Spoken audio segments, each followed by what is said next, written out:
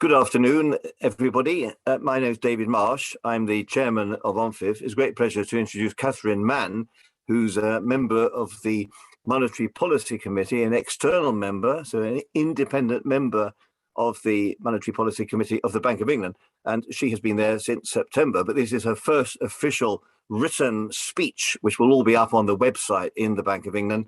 This is totally on the record. So welcome, Catherine. Cathy, good to see you here. She's had a wonderful career where she's tried to squeeze as much possible activity into her career, having been serving on a number of very distinguished boards of academics, having been at Brandeis and a number of other esteemed institutions in the United States, having been at the OECD as the chief economist, having just left now the Citicorp for 3 years, where she was chief economist. And so she's done a bit of everything now, and we're very pleased that you're now gladdening the shores of Britain from time to time when you come to the meetings of the MPC, although you're not currently living in Britain, you're speaking from New Hampshire. And you have got the very challenging title for your 30-minute speech of returning inflation to target. So we're looking forward very much to what you have to say in your slides and so on that you have here. And then we will have questions from a panel of experts at the end. And we will also, of course, be looking forward to questions from the audience that you can send into ONFIF or via the chat function. So, Cathy, great to have you with us. Welcome to your inaugural speech, and we're looking forward very much to what you have to say. Well, thank you very much, David, for that introduction. I'm really looking forward to actually being over in the UK. I've had tremendous experiences whenever I've visited. You know, I started my career as a central banker. I started at the Federal Reserve Board of Governors in Washington. And yes, I've transitioned through all of these other positions, but I've come back home to roost, so to speak, by joining the Monetary Policy Committee here at the Bank of England. But, you know, as an international economist, I've always studied domestic economic conditions through the lens of global influences. And this year, the UK offers a really excellent laboratory. Global factors have been at the forefront of the inflation surge in the UK, and their effects will persist into early 2022. However, expectations for wages and prices for this year, if realized, could keep UK inflation strong for longer, which might then generate a reinforcing cost-price dynamic. Today, I'd like to talk about returning inflation to target. To do so, the Monetary Policy Committee's first line of defense is to dampen expectations of future price increases. Achieving an inflection in these expectations, along with tailwinds from global factors, could mean a shallower path of future rate rises is needed to bring inflation back to target. Now, I'd like to start by talking about the initial conditions and the 2021 surge. So if we go to the first slide, we can kind of get a sense of what we're working with here, the challenges we face. Before we can assess the prospects for returning inflation to the 2% target, we need to recall the initial conditions and review the sources of the 2021 inflation surge. Going into the pandemic, the UK CPI price level was roughly trending along its 2% inflation path. You can see that in the left-hand panel. Now, this was unlike the US or the Euro area, which had seen persistently lower inflation than intended. In the first year of the pandemic, with lockdowns disrupting a wide range of activities, some firms did cut prices in the UK, and some markets simply did not exist, so there weren't no prices at all. And you can see that the aggregate price level flatlined. Both recovery in demand and supply limitations in 2021 have now yielded robust inflation momentum, which we can see on the right, which, if price expectations are realized, is poised to continue into 2022, moving the price level further away from the 2% trend. So if we move to the next slide, we can really get a handle on the key sources of the 2021 inflation surge. These are energy and core goods, both of which are importantly driven by sources external to the UK economy. Global goods prices, of course, have been elevated by the rotation away from consumer-facing services towards goods purchases. This has been a global phenomenon, but the dominant driver of global goods prices is the interplay of three successive US fiscal stimuli combined with geographical mismatches of containers, production stoppages in key economies, and for key materials. But of course, there is a domestic UK equivalent to the global supply-demand imbalance. It's also been apparent with production constraints and, of course, the well-known shortage of HGV drivers. The waves of demand and supply uncertainties encourage multiple inventory ordering, which by accentuating the original shocks are reflected in upward momentum to prices, particularly for intermediates and final goods. What this is, of course, is the macroeconomic manifestation of the bullwhip effect familiar to operations managers. All told, the incoming CPI inflation data since November have not been consistent with a stabilizing inflation rate, which was forecast at that time. And you can see that by the gap between the line and what was forecast, the tops of all of the bars. Now, will the underpinnings to the global dynamics and their domestic equivalents moderate with inflation easing, or will the 2021 dynamics repeat in 2022 to keep inflation strong for longer? To gauge prospects for inflation, I consider a range of data and, importantly, these all-important expectations. So let's talk about the data and then about the expectations. So turning to the next slide, the first question is, how broad-based is inflation?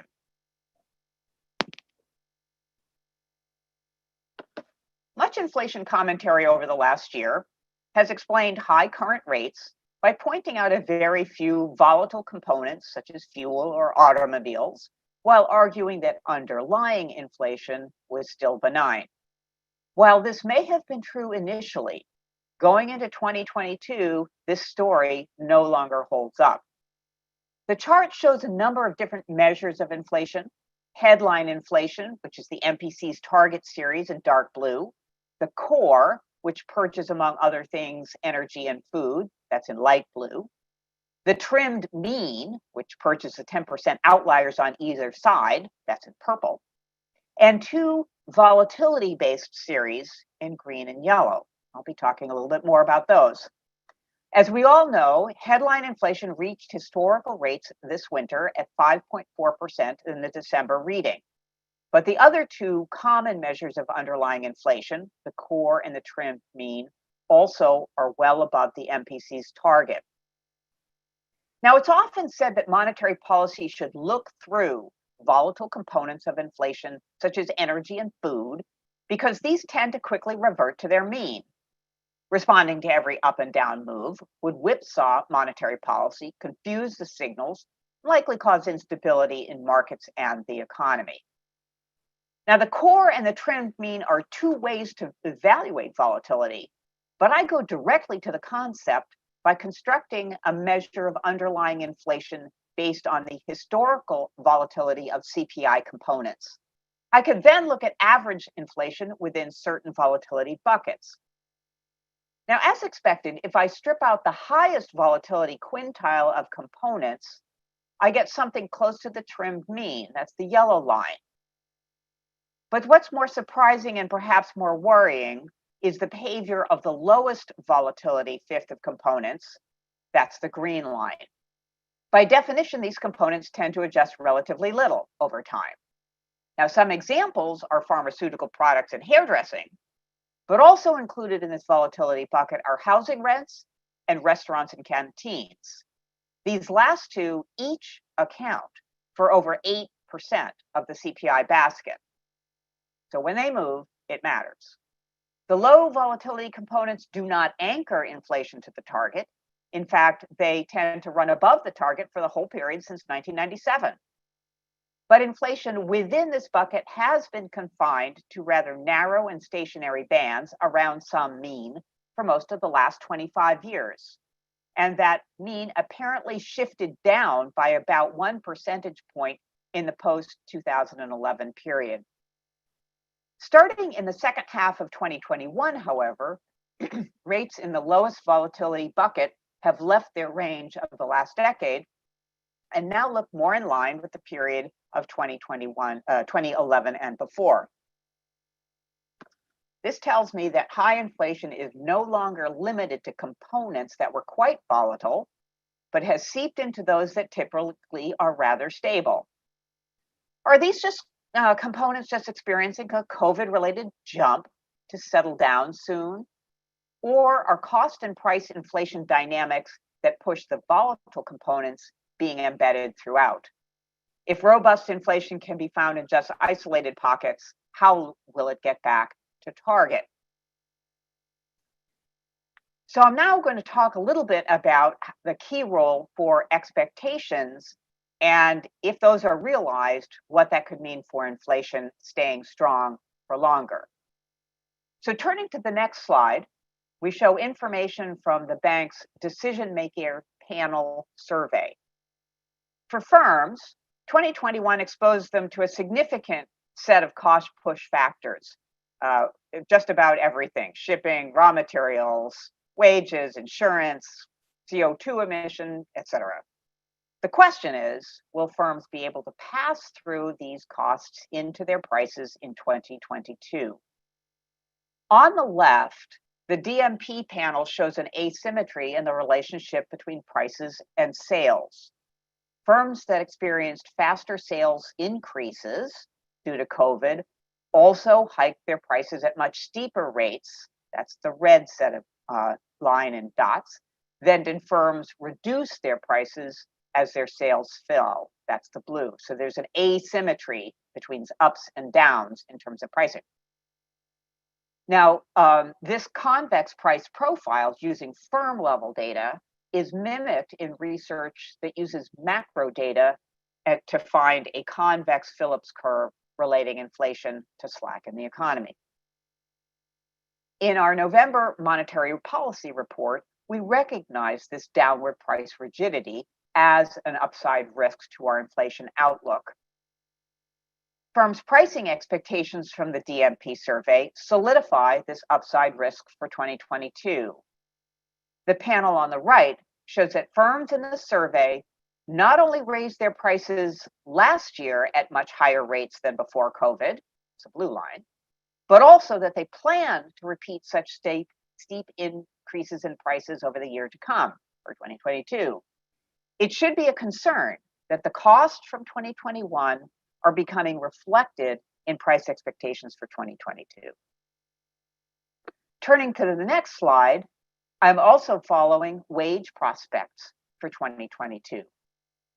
Bank research shows that inflation expectations tend to be correlated with wage demands, and that items that consumers buy frequently, energy, food, clothing, have particular salience for their short-term perceptions of inflation.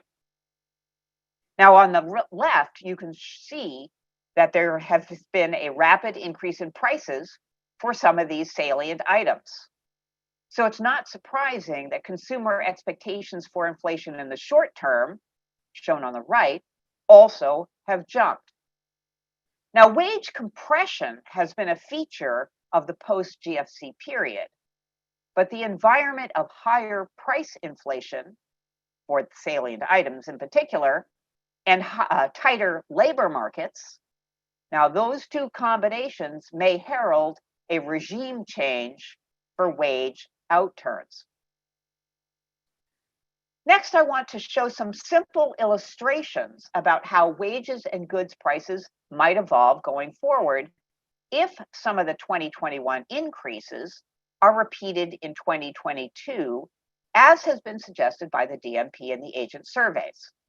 Just to be clear, these are arithmetic exercises, not predictions. We will publish the new MPC forecast in just a couple of weeks, together with our February monetary policy decision. So turning to the next slide, let's consider wages first. The left panel in dark blue shows that wages have rebounded from their 2020 trough, leading to high year-on-year outturns for 2021. As of December, wages were slightly elevated compared to the pre-COVID trend, the dotted line, but don't really show any signs of spiraling. For the arithmetic exercise to project forward from the current data, I make three very simple assumptions. One scenario holds wages fixed until they reach their pre-COVID trend. That's the green line. Another scenario continues the historical rate of growth, the historical trend, from the latest data point. That's the light blue line, which is a 3.2% mean growth. Finally, a third scenario shows what would happen to wages and wage growth if there's another strong settlement season here in 2022. That's the red line. According to the bank's agents, some further upward pressure on wages is to be expected in the coming months as firms and workers adjust to the higher costs of doing business and costs of living. To stand in for such a scenario, I let average weekly pay rise at 3% over the second quarter and then return to the pre-COVID trend growth. So there's a jump and then a return to the trend. From the perspective of wage inflation, wage settlements, even only as strong as last year, would keep wage inflation strong for longer. That's the red line in the right panel. Now, ultimately, however, of course, it is firms' pricing that generates inflation. So let's move to the next slide, which goes through these exercises for goods prices. These charts explore what would happen to the goods price rises of 2021 were repeated in 2022, as firms apparently want to try to do so. Over the course of last year, goods prices were already rising markedly and were now about 4% above their trend level. That's the dark blue line as relative to the dotted line. Similar to the wages example above, I show three scenarios. And the only difference is that we are looking at a 4% price rise in 2022, consistent with the outturn for 2021, and consistent with what the DMP survey says that firms want to do. From the right-hand panel, it's immediately apparent that all of these pricing scenarios imply robust goods price inflation rates by year-on-year metrics. If we take the current level of prices as given, most inflation in the near term is already baked in. Even if prices stopped rising right now, goods inflation would arithmetically increase to over 6% in February. Peak goods inflation does not differ much between these scenarios either.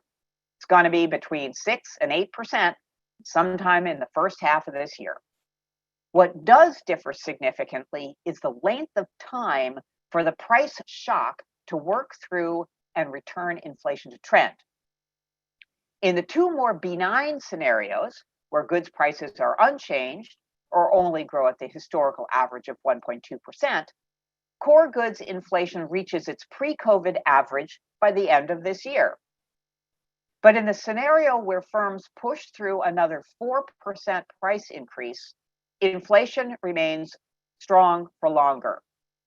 From a mechanical perspective, any shocks to the price level only wash out after one full year has passed. This strong for longer scenario potentially makes for a very uncomfortable year, 2023.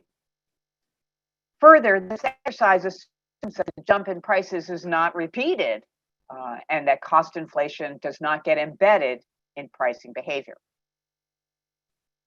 Now, there are a variety of underlying factors which might push up prices in 2022. Uncertainty is one of them. Bank research finds that in a model of incomplete information, beliefs about competitors' pricing can affect the optimal pricing behavior of the firm and therefore aggregate outcomes. And bank research also finds that using US data, that a loosening of supply constraints perhaps paradoxically also supports faster price growth in the short run, as loosening supply is met with even stronger demand. But global trade is another factor. And if we turn to the next slide, we can see that disruptions in global trade are likely to persist through 2022 in some shape or form. Although shipping rates look like they might have peaked, they are still very high compared to their history, and they have raised the cost of trade around the world. Now, that cost of trade can be seen in two different ways: costs in monetary terms, but also delivery times. UK PMIs, which are on the left, reflect the ongoing disruption in the global trade environment, shipping, and so forth. We know that variation in delivery times generally has small effects on aggregate prices, but the especially severe disruptions in 2021, which are likely to persist, likely will show up in prices into 2022. Delivery times being so long was going to show up because, after all, time is money. The evolving trade situation that the UK has post-Brexit may exacerbate any inflationary impulse from global goods and commodity markets by adding another wedge of administrative costs, as well as potentially changing the competitive landscape and perhaps altering the variety of products available. Bank research estimates a widening Brexit wedge on the supply side of the economy of some 2% by the end of 2024 compared to the pre-COVID trend. Now, we can see on the right already that UK export volumes have been tracking well below their G7 peers. And it's important to note that these are flows, not stocks, so that every month below potential reflects lost business for firms and lost wages for workers. Now, there are factors that could dampen cost-price dynamic, not always upward. The ingredients appear to be in place for inflation to stay strong for longer. And if costs become embedded in prices, a reinforcing dynamic could occur, but it is certainly not inevitable. There are headwinds facing firms' pricing strategies, and ultimately, it is whether firms can raise prices systematically that determines the inflation path. Now, of course, among those headwinds is the monetary policy commitment to temper any such reinforcing inflation dynamic. But before getting to that one, there are other headwinds that are potentially in evidence already. Turning to the next slide, the most important potential headwind to price inflation comes from demand conditions. As shown above using the DMP and the firm level data, we know that strong sales support robust pricing and weaker sales do not. Prospects for 2022 GDP growth in the UK, coming from consensus economics, for example, have been systematically downgraded over the course of 2021 to the January 2022 survey. These are all the consensus economic monthly expectations for GDP growth for a variety of countries, and the UK is in the dark blue. With this downgrade, the UK economy is a clear outlier among the advanced economies, the blue line, and you can see the dot, which is the significantly different from the other economies. As well, prospects for global GDP growth have been dialed back for 2022 by the international institutions, and as noted, UK trade has underperformed. The second issue, of course, is that consumer purchasing power has already been eroded by the inflation to date. And going forward into 2022, energy prices, housing costs, additional taxes, these could further weigh on consumers. And COVID, of course, social distancing as well. Another headwind potentially is that global prices could decelerate more than expected, especially if US demand for goods slows, if the global consumer holds on to their savings, if supply responds robustly, and all this shipping problem normalize. However, whereas UK goods prices tend to evolve with global goods prices, the Brexit wedge could temper how much of this possible global downward momentum translates into domestic prices. It's also relevant that financial markets exhibit a very steep yield curve, which would tend to raise borrowing costs, reduce investment, moderate house prices and wealth accumulation, and thus temper economic activity. I'd like now to turn to the implications of all of this for monetary policy. The inflation surge in 2021 was initially viewed as transitory and based on narrow categories exposed to demand rotation and supply constraints and disruptions. But as the key categories of good prices and their inputs experienced multiple waves of global and domestic demand rotation and supply scarcity, what was transitory at first morphed into more product categories and into labor markets, raising even the least volatile components of the UK CPI. Going into 2022, current price and wage expectations coming from the DMP survey are inconsistent with the 2% target. And if they are realized in 2022, are likely to keep inflation strong for longer. In my view, the objective for monetary policy now should be to lean against this strong for longer scenario. But at what time horizon and using what tool? As the scenarios show, inflation rates in the very near term are mostly a matter of arithmetic, not one of policy. Further, to the extent that global inflation underpins UK domestic inflation, monetary policy's reaction would have to be more severe than appropriate for domestic conditions alone. So what monetary policy needs to do is temper the 2022 expectations for wages and price increases. Now, I know that there's been a lot of talk about the cost of living squeeze in the UK. It is not my goal to make this worse than it already is. And in fact, my objective to bring inflation back to target is so that workers can enjoy real wage gains from their labor. The small bank rate rise that I voted for in December was to act on the commitment to the 2% target so as to influence the 2022 strategic decisions that workers, businesses, and asset holders are now making. Changing expectations is the first defense against a reinforcing wage price dynamic. The Monetary Policy Committee will meet in the coming weeks. Preparatory briefings will assess current and expected strength of domestic and global demand, prospects for supply disruptions and costs, expectations for prices and wages, and of course, health developments. I will make an assessment with regard to policy only after reviewing the research from the staff, as of course will other members of the committee. The path for monetary policy must have the medium-term objective of steering the economic and financial environment in which expectations, wages, and prices evolve so as to reach the 2% target.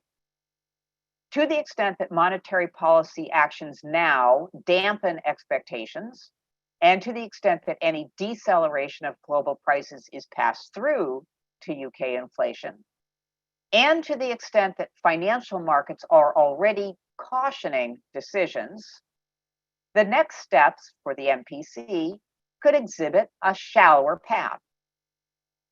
Now, lastly, I'm going to leave you with a teaser.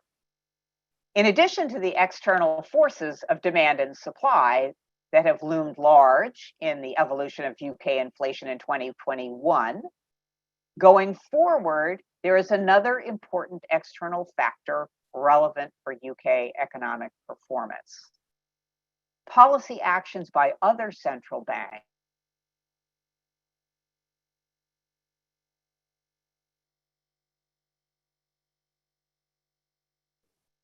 You've suddenly gone on to mute there, Catherine. You've gone on to mute for some reason, just as you came up with the sting in the tail.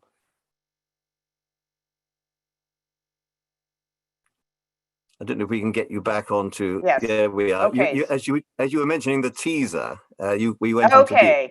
on to. Interesting. Okay, my teaser.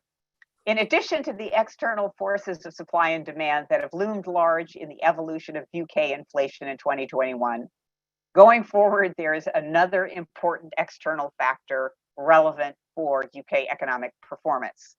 Policy actions by other central banks have cross-border ramifications, which will be important for the committee to consider. But that is a topic for another speech. Thank you. Well, thank you very much indeed, Catherine. That was a model of its kind, very robust, very well argued, splendid graphs. So thank you to Leonard Brandt and others for the graphical material. And I think a sting in the tail delivered with some theatricality by the unwarranted muting. So thank you very much. That's really a great inaugural speech. We've got a panel who want to ask a few questions, but just one or two from me to begin with, if I may. You meant very emphatically, you made the point about expectations and how you need to make an effort here. And if you succeed in that, then the rate rises will be shallower. So that was a very strong message for us. Counting up all the things you said in your speech that I was doing as you went along, you said about two times more factors that seem to be indicating stronger for longer rather than the factors indicating a mitigation. Is that an accurate reflection, would you say, Catherine, of your own feeling about the fact that there's a real danger here of inflation getting out of control? Is that arithmetical ratio that I noticed as an indication of, shall we say, your degree of hawkishness? So the exercises that we've done here show that if expectations are realized in 2022, that we end up with strong for longer. The exercises do not then turn that into a wage price inflation dynamic, but it does suggest that a key role for monetary policy is to ensure that the wage price dynamic is not something that we see going forward. So the expectations is the first defense, and then after that, we have to judge whether or not those expectations have been moderated. We'll go on in a moment to Maurizio Ghiega, who's the chief representative of the Banca d'Italia. We have also Beata Javorcik, who's the chief economist at the EBRD. We've got Catherine Nice, who's the chief economist at PGIM, the Prudential Financial of the United States. And we have Alistair Ryan from the Bank of America. Just before Maurizio opens up his salvo, Catherine, just one point on UK fiscal policy. You didn't say too much about that. And indeed, there is a compact that you let the government on the whole get on with its job and they let you get on with your job. But what do you think of the present monetary fiscal mix in the UK? Do you think the Chancellor is doing the right thing at the moment in terms of the very great dilemma he has regarding economic growth and inflation? Well, it's my job to react to the combination of fiscal and monetary policy, and not to opine on the fiscal decisions. I mean, we do work as a pair when we talk about the implications for the economy, but we do stick to our lanes. You keep your tanks off his lawn, I think that'd be another way of putting it. Okay. Right, okay. Maurizio from the Banca d'Italia, your question, please. Yes, first of all, thank you very much, Catherine, very interesting. And you mentioned the problems that may come from wages.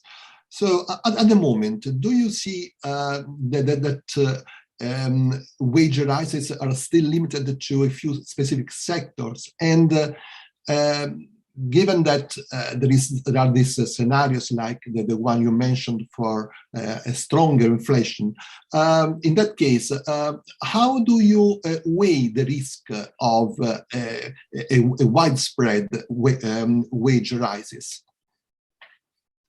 So we do have quite a bit of work. In fact, you can see it in the monetary policy reports that look at the sectoral distribution of wage increases.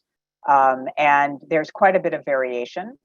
That's the first point to make. The second point is that there is some relationship between the sectoral wage outturns and sectoral, say, vacancy to unemployment ratio, but it's not a strong relationship. So we can't say that we can always, if there's a huge, very tight labor market in a particular sector, that's the one that we see the highest wage increases. That's not something that is as clear in the sectoral level data.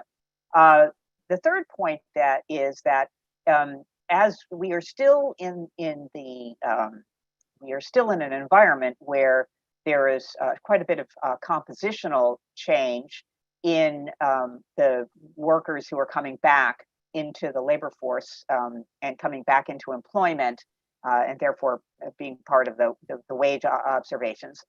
There's still a lot of that going on post continuing COVID, but as we evolve towards a new situation with regard to employment and COVID. So the composition of the labor force and the not just the sectoral composition, but the wage composition is also a very important part of the average wage growth that we're observing. What I do think that we do see is that the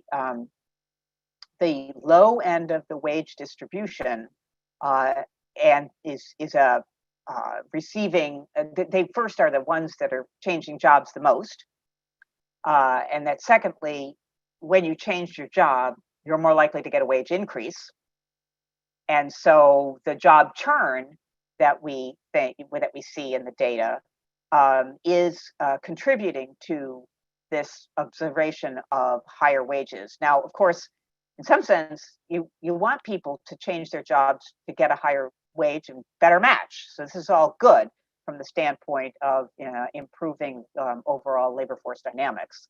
What we don't want to see is just the whole thing getting out of hand. Thank you. Beate, could I ask you to put your question, please? Thank you very much for your speech, Kathy. If I may take you beyond the UK, have we reached the point in which international trade has become a source of permanent upward pressures on inflation rather than downward pressures as it has been in the past? In other words, are supply chain problems chronic? Are they likely to worsen in the future? In the short term, you can think about zero COVID policy in China leading to disruptions, negotiations with labor unions in LA, Long Beach ports also are likely to cause disruptions. And then looking beyond extreme weather events, as well as carbon border adjustment mechanism can also have an impact here.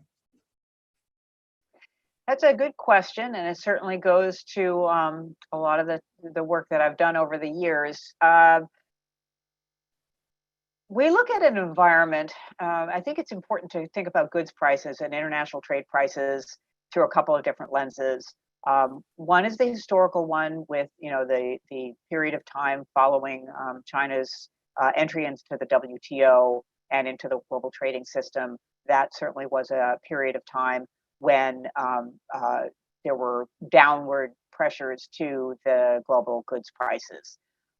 Now, you're pointing to a range of both policies as well as other factors that reactions for wages, weather events, and carbon border adjustment. These are all would tend to offset or uplift prices, global goods prices. On the other hand, we have to think about how much competition there is in global markets, especially in global goods markets.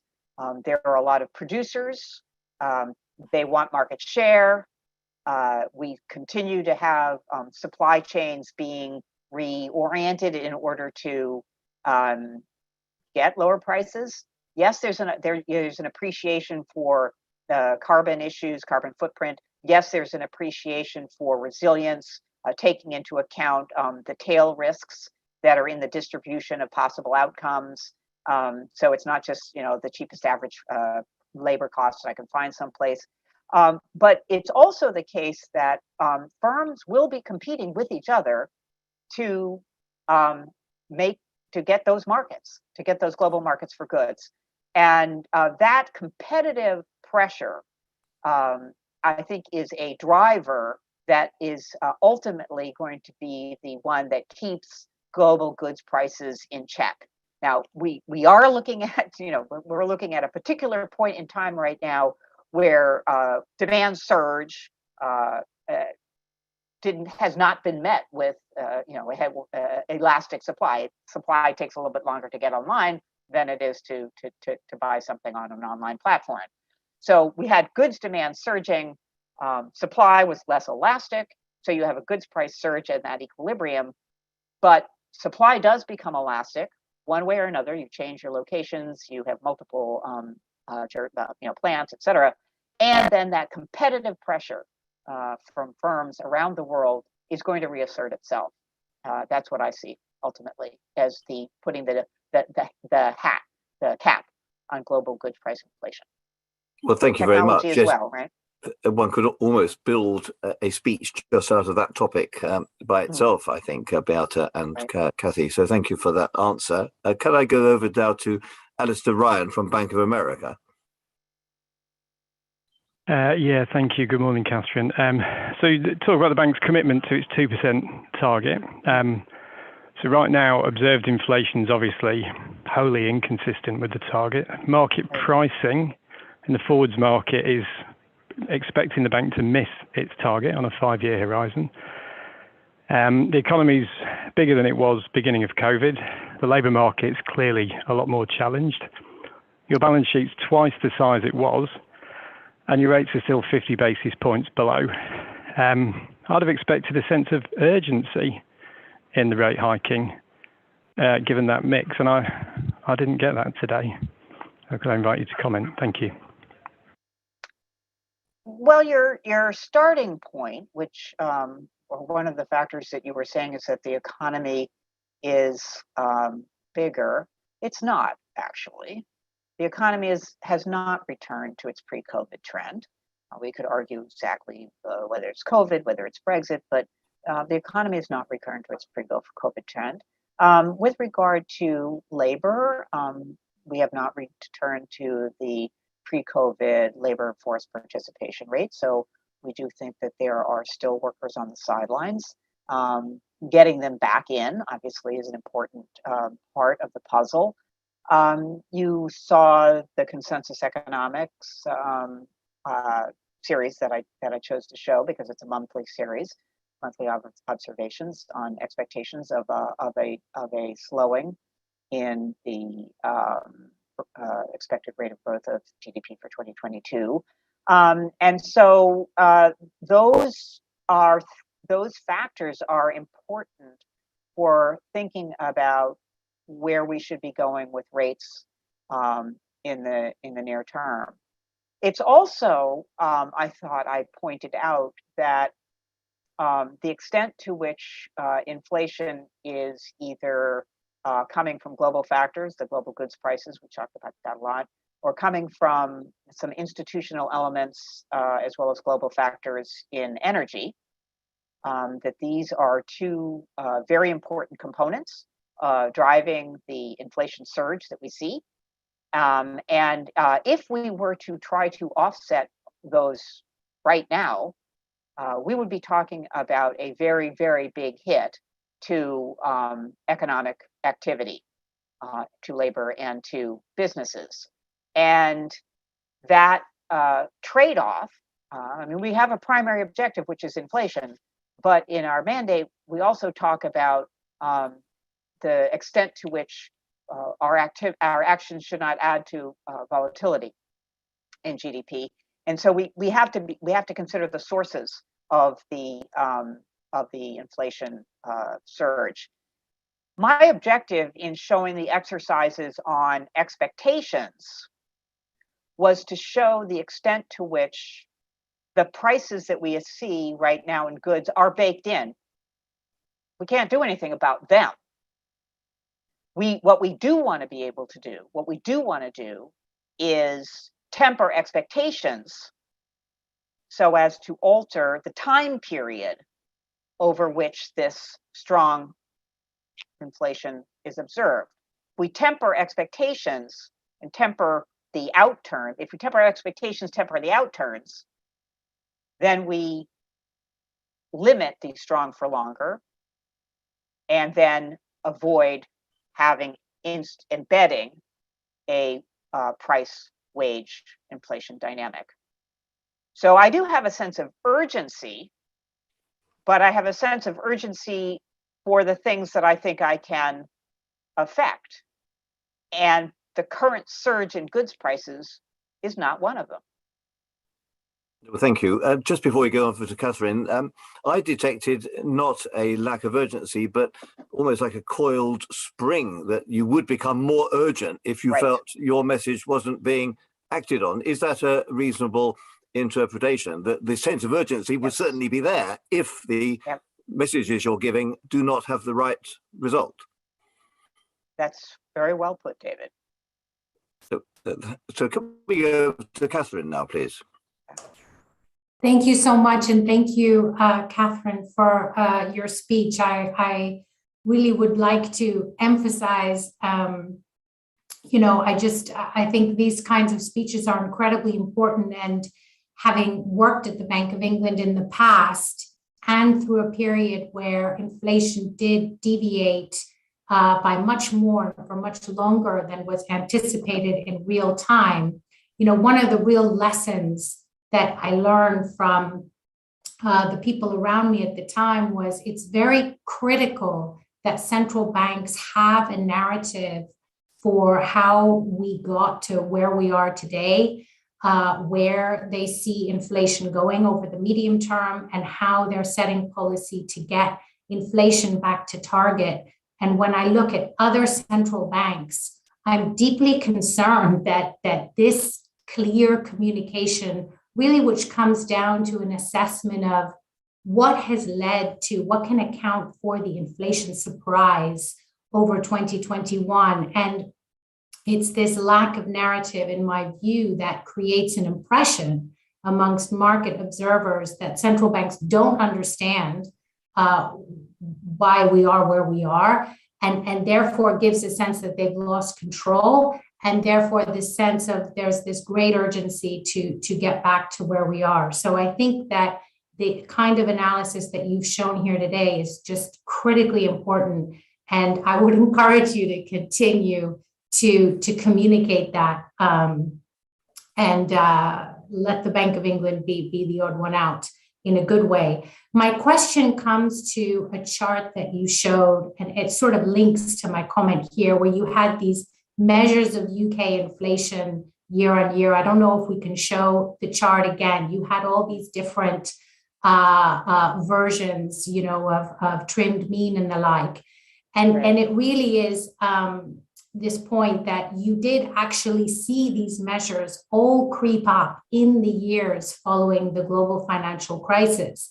And yet policy was able to stay exceptionally low throughout that period. Many people at the time were calling for tighter policy, including some external MPC members.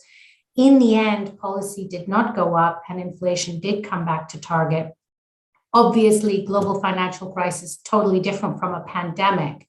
But at the nub of the issue, they were both negative supply side shocks. So my question to you is, what is it in its essence that you think is potentially differentiating the situation that the UK finds itself in now that could warrant tighter policy that was not true back in 2012, let's say? Thank you so much. Okay, let me see if I can, if Leonard is there, he can pull up this. Yes, I have asked Leonard whether he can do it. So Okay. he will put that up while you're speaking, Cathy. Okay. All right, here we go. So your question is, what is different now than then? I guess I'm interpreting that. So you can see here, I think first, there's an important observation looking at these volatility measures, which again, I like these because, if what we're supposed to do is look through volatility, let's kind of look at volatility. So here we've got them, the yellow and the yellow and the green, and the stepping down of the mean volatility and the lowest volatility quintile in the post GFC period, not quite post GFC, it's a little bit after, but it's basically post GFC period. Now, as I say, this is above the 2% target, so you can't say that this bucket is going to anchor inflation, but it is an important bucket. As I say, the two largest components, rents and housing, restaurants, canteens, and cafes. It's a category. Each one of them accounts for 8%. So one of the things that I think is important to think about what happened in the post-GFC period is a long period of wage compression. By what I mean is that prices were low, firms did not believe that they could increase their prices. Demand was really not very strong over the most of that time period, right up until until pre-COVID. And when firms didn't think they could raise their prices, the way they maintained profits and earnings was through wage compression. An important ingredient was through wage compression. Well, where we are now, I think, is potentially a regime change, where we have a tight labor market, we have tight goods markets, we have the combination of those two generating high inflation, and that is an environment where firms and workers both see themselves as having pricing power. And that's where the DMP survey comes. We're expecting to be able to raise our prices by 5%.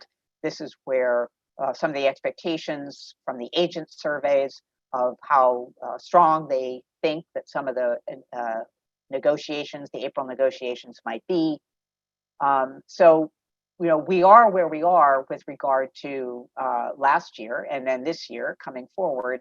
And so the objective is to ensure that we don't get a reinforcing inflation dynamic. And as I say, I think we are in an environment where we have a lot of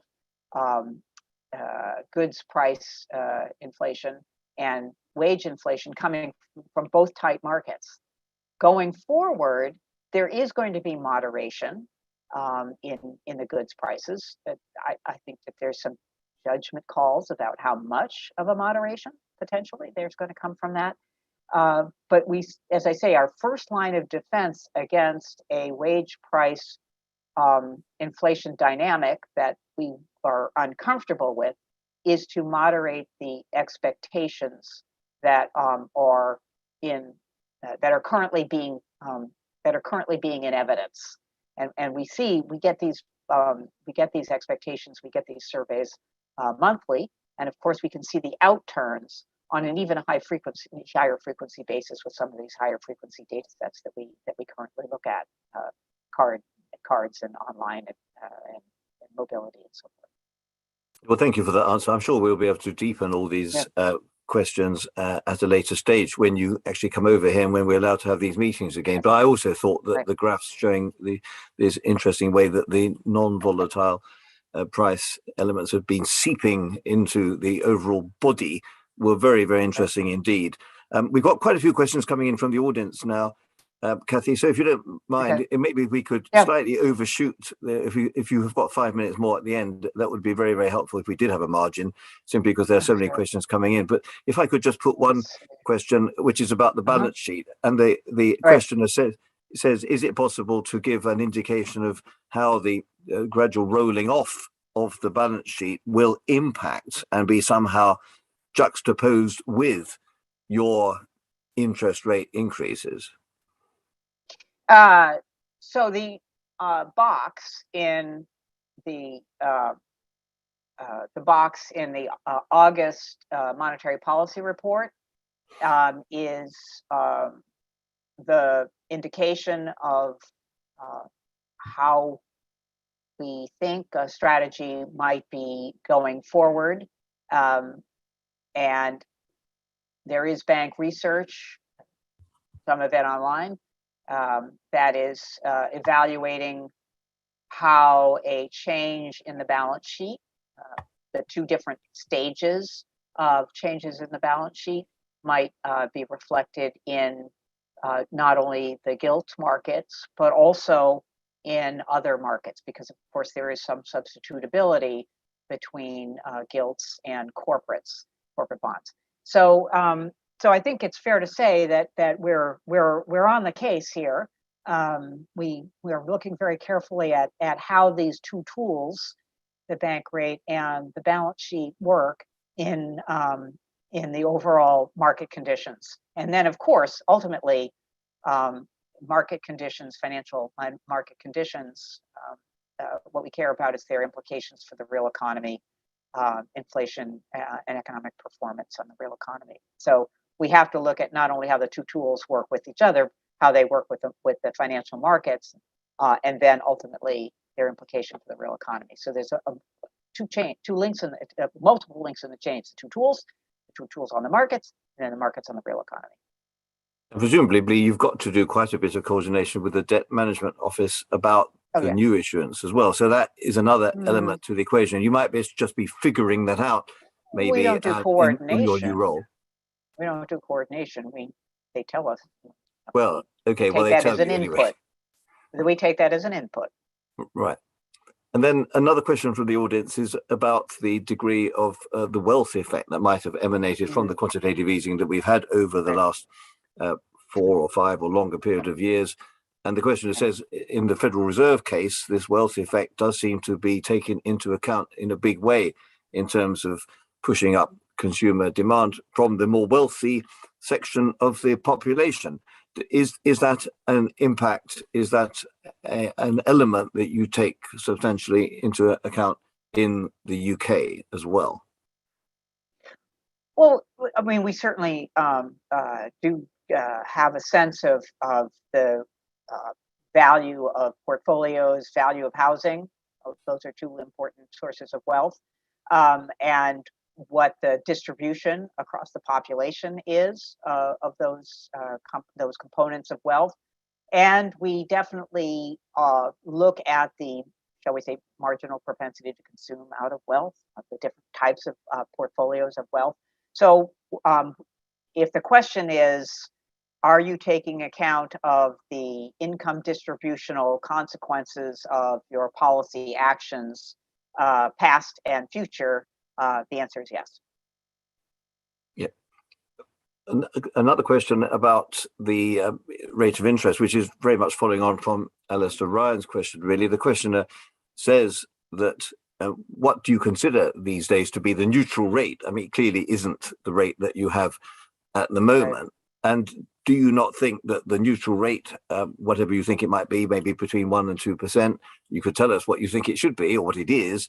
Do you not think that over time you will need to increase interest rates to the quotes neutral rate, end quotes, in order to dampen down what you obviously fear, which is some kind of wage price spiral? Right. Well, you know, I said in the speech that there are factors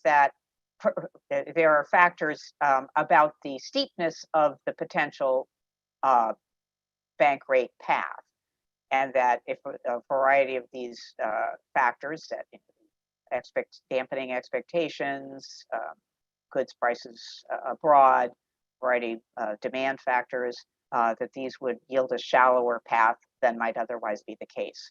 So I am talking about an upward path.